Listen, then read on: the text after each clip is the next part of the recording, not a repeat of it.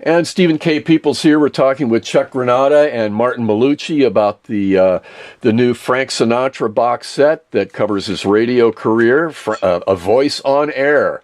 And we were talking a minute ago about his repertoire and on the radio vis-a-vis his repertoire on his concurrent parallel recording career and how they kind of work together. And tell us a little bit about the difference between what he was doing on radio and what he was recording and how they work together.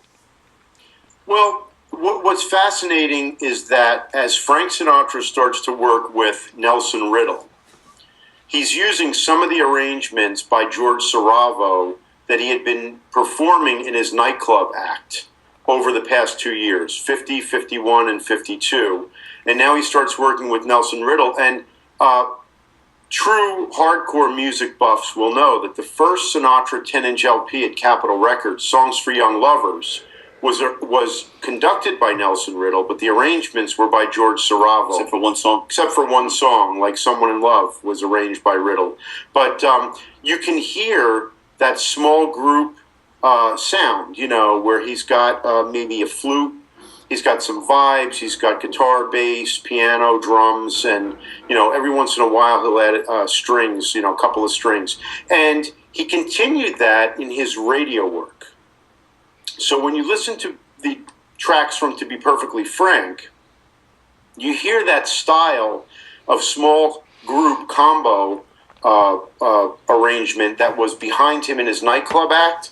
That's what he was doing on radio on To Be Perfectly Frank. He wasn't doing the same thing in the studio. In the studio, he began to work in earnest with Nelson Riddle, who started to arrange his recordings. Swing Easy, his second 10-inch Capitol album from 1954, has that small group feel, but it starts to take on a little more of the characteristic Sinatra-Riddle sound, which would develop over the next 18 months to become what I guess would be the foundation for jazz and pop, swing music in terms of vocal arrangements over the next 20 years. But they kind of worked into it. It started out with a small group foundation, and then they built on it, and they built some other characteristic elements into it. And even just a bigger piece, bigger piece band, more pieces. Well, yeah, they started easy versus what he was doing here. He started to small group, but not small group. 13, 14 group. pieces.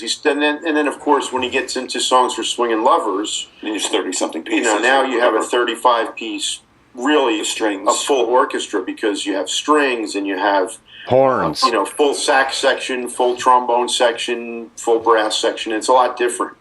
So that in this transition phase between 52 and 55, he really continues to use that small group setting as his favored arrangement, really. And it works quite well for him. I'm not really sure why he never did another small group album or did like a jazz trio album at Capitol. It would have been wonderful.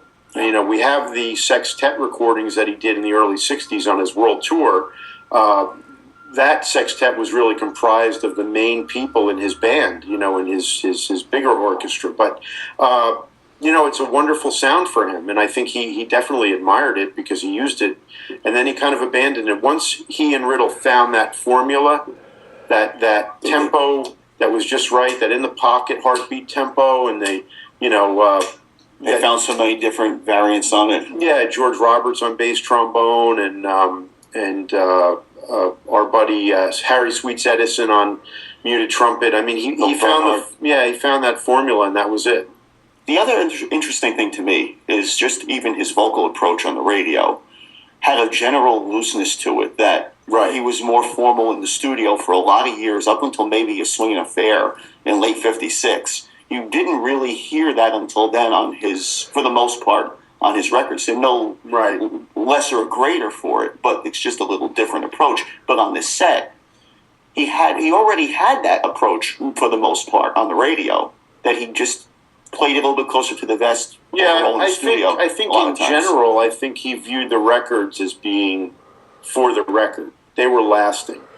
They would be there for posterity. I don't think most of these artists really had any idea that radio and their radio performances would last for generations. And yet they're no lesser for it. I mean, They're not. He was working to such a high standard constantly. For sure. And prolifically. So it was not just between him he and was Axl, making records. the arrangements. I mean, it was, these guys were churning out tons and tons of performances in every medium. You know, in the mid-40s, you had Frank on the radio at least twice a week. He was making records at Columbia. He was doing films at MGM and RKO. He was doing concert appearances with symphony orchestras and club dates. You know, they were. He was everywhere. Yeah, he was everywhere, but they were churning out an incredible amount of high quality product in terms of arrangements and vocal performances, which is amazing.